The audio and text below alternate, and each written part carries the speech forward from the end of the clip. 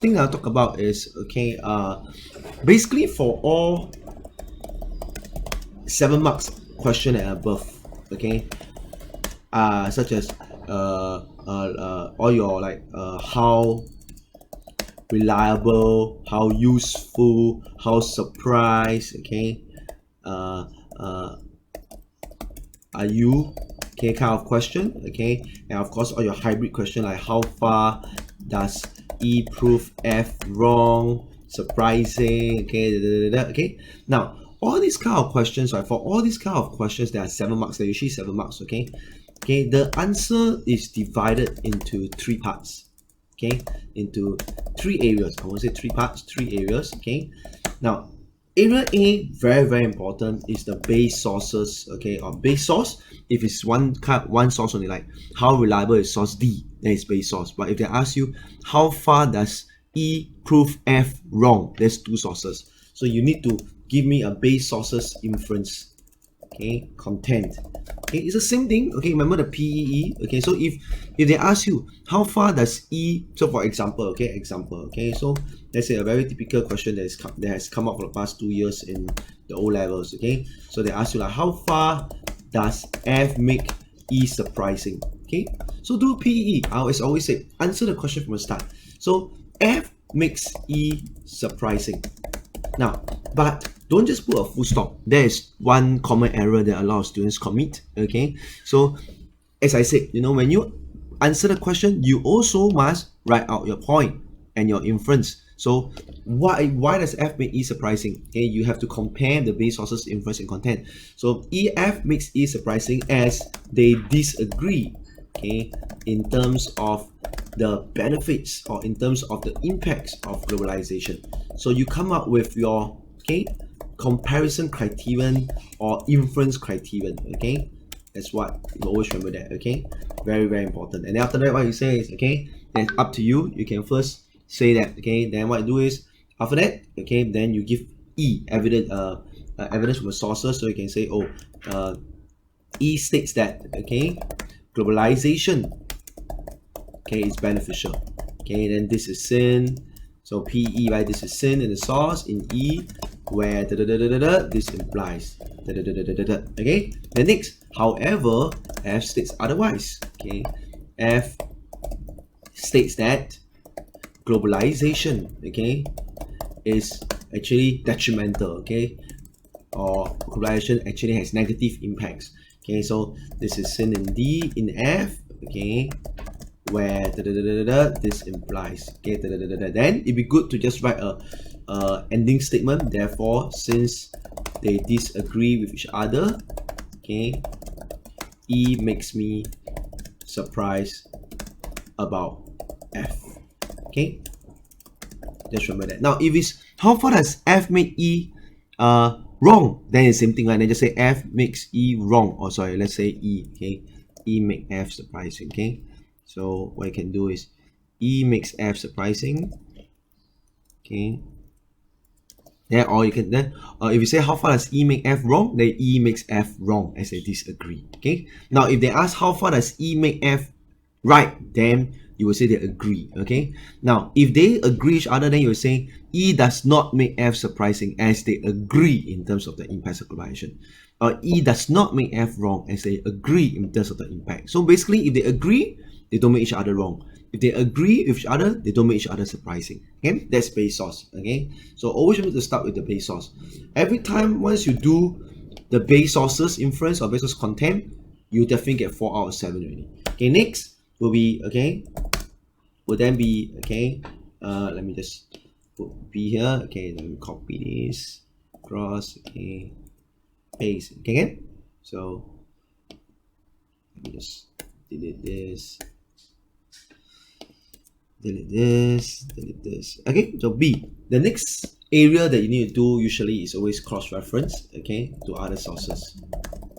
So yeah, basically cross-referring to other sources, still do the same PE. Now, so if it's just the typical one source, one base source question, how reliable are you, how useful are you, how surprised are you, then you just say, how reliable is source E? Then you say E is reliable in showing this, how useful is source E? E is useful in showing this, how surprised are you by E? E makes you surprised because E says this. then you cross-refer. Okay, then you cross-refer already. Just make sure you do a PE. Okay, now those for questions like how far does E prove F or how far does E make F surprising, they might not have a level for cross-reference to other sources. Okay, so if it's E and F, you can, but I say to be safe, you can try. Okay, you can, if you can actually try to do one more cross-reference, that'd be great. Okay, so that'd be good. Okay, what you can do is you can say, okay, furthermore, okay, cross-referring to source C. C seems to agree with E and disagree with F. Okay, making me further surprised about F. So I can say this is seen in C, where this implies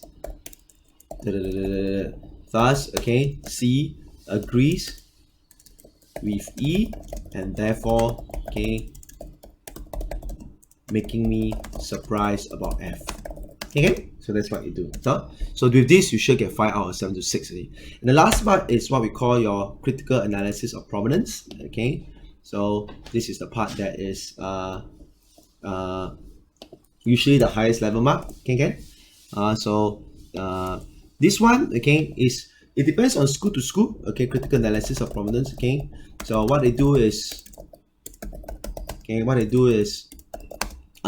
two things. Okay, you kind of, this is what I always suggest. Okay, what you do is you first, okay, write out the purpose. Okay, so it's critically analyzing the provenance and the purpose. Okay, write out the purpose. Why write out purpose? Okay, the purpose will be the motive of the, or which is the motive or the agenda of the author. Okay, so because of this motive, it causes the author to likely to be, okay, to be biased towards or against something. Okay, then because of that, okay, does not show the full picture, okay, or does not show the accurate picture. Okay, so because of that, okay, it's unreliable. Okay, unreliable and therefore not useful. Okay, so remember that. Okay, so that's what you do. Now, of course, but if you want to argue, for reliability for this level, for this area, okay, okay, then you don't have to really, you do not need to really write out that purpose per se. Okay, but my take is, okay, it's good to write it out. Okay, if not, you just take three tips. Okay, the key thing is 3 tips to argue for reliability. Okay, so what are the 3 tips? Okay, and 1, okay, you can use the first-hand info approach. Okay, first-hand info, personal experience approach. Okay, or expertise approach. Okay, so you say, oh, critically analyzing the provenance. Okay, it is actually a speech by the Prime Minister of Singapore. Okay, he's trying to convince Singaporeans about the benefits of globalization. Now, since he's a Prime Minister, he will most likely have lots of expertise in terms of how globalization has helped a country to grow, or helped Singapore to grow, and therefore he's able to paint a more accurate picture. Can you see? So you show a more accurate picture about the impacts of globalization, making the source reliable. Okay, so you can use that for some info, or you can talk a bit about high-level reputation. So using the same example that I give you a PM Lee, you can actually combine number 1 and 2. So you can say, since it is a speech by PM Lee, okay, he will have first-hand info. Furthermore, okay, first-hand info in terms of the globalization impacting the country. Furthermore, he holds a high ranking, so because of that, he has a higher reputation. He has a responsibility, okay, to showcase a fuller picture, right, or a more accurate picture. Okay, so because of that, it makes him more reliable. Okay, and the last one is you can talk about balanced source approach. Okay, means a source that shows 2 sides. Now be careful, if you do this, okay, your explanation must have evidence from the source to show both sides. Okay, and usually if it's both sides, the purpose really you can write actually is to, okay, give audience a more well-informed view of the issue, okay, perspective of the issue, okay, so that they can make a more informed decision. Okay, so these are 3 things. So basically, for SBQ, okay, if you think about it, actually everything over here is also on base source inference for comparison question, right? You are comparing two sources inferences. So part A usually is purpose question. What is the message or what is the purpose? Other than that, the next two questions, right, the C and D, right, you will think about these three areas. Okay, you definitely must make sure you do the base sources inference. Okay, answer the question from the start. Then you ask yourself, do you need to do a cross reference? You have time to go for it. Definitely you can do a critical analysis of provenance. Okay. Now also do take note. Okay, is that okay? When for surprise question, okay, when critically analyzing, okay, analyzing the source, okay, you are not checking reliability. Okay, you are just checking. You're just checking checking the source, okay, intended purpose, okay, which is the motive, agenda, and the person, the author, okay, fulfill the agenda or not. Okay, if he does or she does, okay, then you are not surprised. Okay, and vice versa. Okay, and vice versa. Okay, so remember that. So for example, you can say that, critically analyzing a source, okay, it is actually a speech by Prime Minister Lee, okay. His aim is definitely to try to convince Singaporeans about the benefits of globalization, so that Singaporeans will support his policies to make Singapore to be open to trade, to open to foreign direct investment. Okay, since the Minister of Singapore, okay, I am not surprised what he says, because he will really want to get Singapore to be able to Singaporeans to accept globalization. Okay, that's good enough already. Or you don't have to talk about the reliability or biasness. Okay, remember that when it comes to the price question. Okay,